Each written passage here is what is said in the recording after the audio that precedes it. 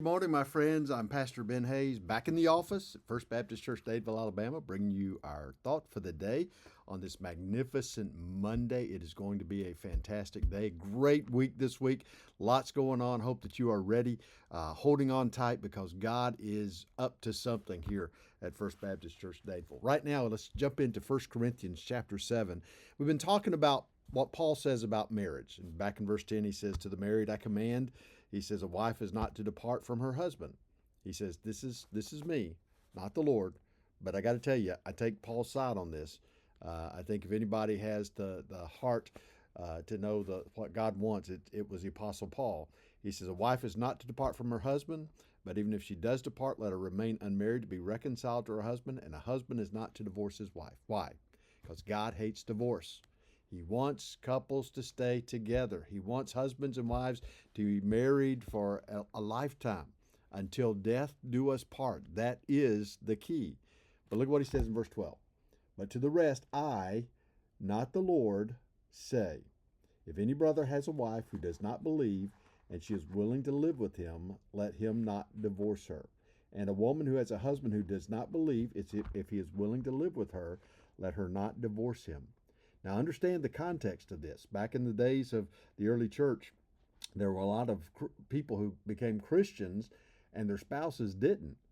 And so that caused all kinds of conflict within the family because everything changes when you become a Christian. The way you think, the way you act, the way you talk, the things you do, everything changes when you become a Christian. And so you can see the stress when a husband becomes a Christian and a wife doesn't, or a wife becomes a Christian and a husband doesn't. And so there was this conflict and chaos that was going on. And Paul says, look, here's the thing. Just because you become a Christian and your spouse doesn't mean you need to divorce them. He says, if they're willing, stay in the marriage.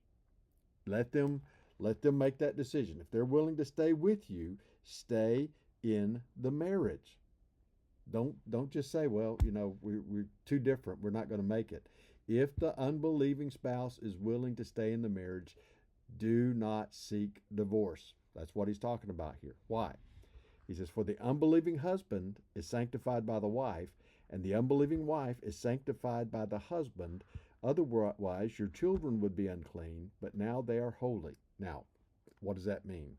That is one of those tough things that most pastors say, I wish Paul had not said it that way. But here's what he's talking about here. Through that relationship, there's the possibility that the spouse will see the love of Christ shining through their spouse, their believing spouse, and may come to know Jesus. And in doing so, that husband or wife who is a believer has an opportunity to guide the children into the faith and to show them the way of Christ. What a powerful statement, because throughout the book of Corinth, throughout this letter to the church at Corinth, what Paul is talking about is we need to be willing to give up our rights, our desires for the good of others, to surrender our will so that others may come to know Christ. Now, this is a big deal here to say this. So Paul says if you're a believing spouse and you have an unbelieving spouse and they're willing to stay in the marriage, stay in the marriage. There are good benefits to that. But, verse 15, if the unbeliever departs, let him depart. If they refuse to stay in the marriage, they say, look, I can't live like this anymore, I'm leaving, let them go. A brother or a sister is not under bondage in such cases, but God has called us to peace. Let them go. If they choose to get a divorce, let them get the divorce.